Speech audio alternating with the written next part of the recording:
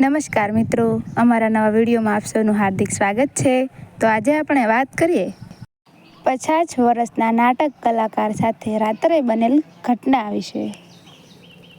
એ જમાનો નાટકના જીવંત રંગમંચ અને સિનેમાના રૂપેરી પડદાનો શરૂઆતની કાળ હતો।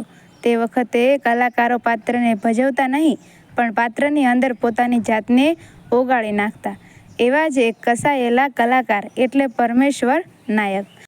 નાટકનું મોટું સ્ટેજ હોય કે રૂપેરી પડદો, પરમેશ્વર નાયક જ્યારે રાક્ષસી અટ્ટહાસ્ય સાથે એન્ટ્રી લેતા, ત્યારે થિયેટરમાં બેઠેલા ભોળા પ્રેક્ષકોની સીટો ધ્રુજી ઉઠતી।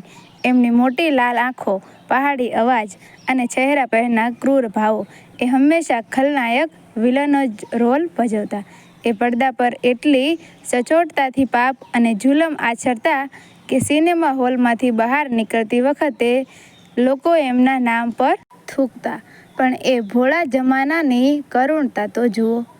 જ્યારે નાટક પૂરું થાય અને પરમેશ્વર નાયક સામાન્ય કપડાં પહેરીને બજારમાંથી કે ગામના છોરેથી નીકળે, ત્યારે એ વાસ્તવિક જીવનમાં પણ લોકો એમનાથી શેટો ભાગતા।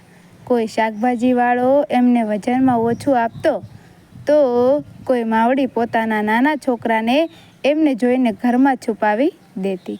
જો પેલો કસાઈ નીકળ્યો, ઘરમાં વયો જા, લોકો એમને સાચે જ એક પાપી અને જલ્લાદ માણસ સમજી બેઠા હતા। તેની સામે એ જ ફિલ્મોમાં જે રૂપાળો હીરો બનતો, એને દુનિયા પલક પર બેસાડતી। પડદા પર બહેન દીકરીઓની આબરૂ બચાવતો એ હીરો વાસ્તવિક જીવનમાં પણ લોકો માટે ભગવાનનો અવતાર ગણાતો। કોઈ મોટી મિલનું ઉદ્ઘાટન હોય, નવરાત્રિનો ગરબો હોય કે સામાજિક મેળાવડો હોય, લોકો પેલા હીરોને અતિથિ વિશેષ તરીકે બોલાવતા। એના પર ફૂલોનો વરસાદ થતો, ચાંદીના સિક્કા ઓવરાવવામાં આવતા અને લોકો એના ચરણોની ધૂળ માથે ચડાવતા। હીરો માત્ર કેમેરા સામે જ સારો હોવાનો ઢોંગ કરતો, છતાં આખો સમાજ એની પાછળ આંધળો હતો। દિવસો વીતતા ગયા ને એક રાત્રે કુદરત જાણે કોપાયમાન થઈ। મેઘરાજાએ એવો તાંડવ આદર્યો કે આકાશના નળિયા તૂટી પડ્યા। અવિરત વરસાદ અને વાવાઝોડાને લીધે નદીઓ કાંઠા તોડીને આખા પંથકમાં ફરી વળી। જોત જોતામાં ચારે તરફ ભયાનક પૂર આવી ગયું। એ હોનારત એટલી કાળમુખી હતી કે ગરીબોના કાચા મકાનો અને નળિયાવાળા ઘરો પત્તાના મહેલની જેમ પાણીમાં ધરાશાયી થઈ ગયા। પૂરના ધસમસતા કાદવવાળા પાણીમાં આખાને આખા પરિવારો તણાવવા લાગ્યા। શીશાશીશ આક્રંદ અને લાશોના ઢગલા વચ્ચે વાતાવરણ સ્મશાન જેવું બની ગયું। કોઈના ઘરમાં અનાજનો એક દાણો નહોતો બચ્યો કે નહોતું બચ્યું તન ઢાંકવા લુગડું। એક એક આંગળીએથી 2-3 જુવાન જોધ દીકરાઓ પૂરમાં તણાઈ ગયા હતા। આવા કટોકટીના સમયે આખું શહેર જેની પાસે આશા રાખીને બેઠું હતું, એ રીલ લાઈફનો રૂપાળો હીરો પોતાનો ઊંચા ટેકરા પર આવેલા આલીશાન બંગલાના લોખંડી દરવાજા બંધ કરીને અંદર ભરાઈ બેઠો। એણે ન તો કોઈ ગરીબ માટે પોતાના બંગલાના દરવાજા ખોલ્યા કે ન તો પોતાની અઢળક સંપત્તિમાંથી 1 રૂપિયો પણ વહેંચ્યો। એને બહાર કાદવ અને લોહી પાણીવાળા રસ્તા પર ઉતારવામાં પોતાની કાયા અભડાઈ જવાનો ડર હતો।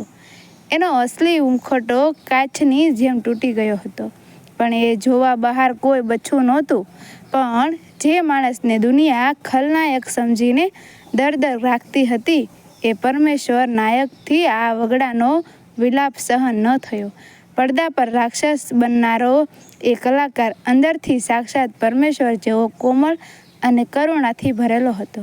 કોઈ પણ કેમેરામેન કે અખબારના રિપોર્ટરને લીધા વગર પરમેશ્વર નાયક પૂરના છાતી સમાણા ગંદા પાણીમાં પોતે જાતે લાકડી લઈને ઉતરી પડ્યા।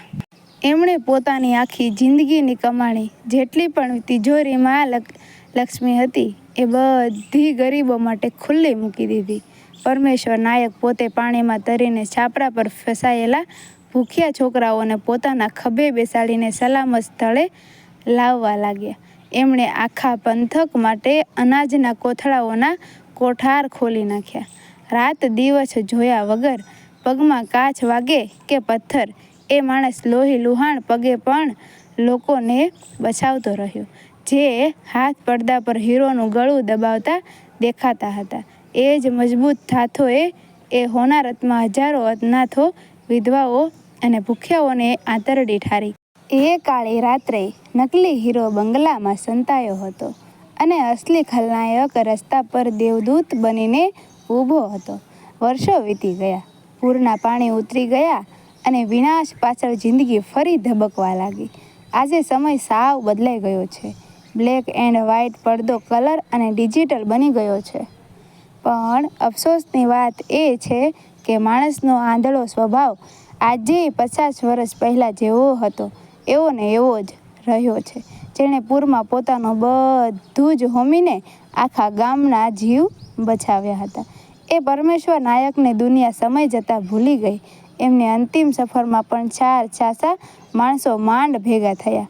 અને આજે સમાજ માટે તો પેલો કાચની સ્ક્રીન પાછળ મેકઅપ કરીને ચમકતો નકલી હીરો જ આદર્શ છે.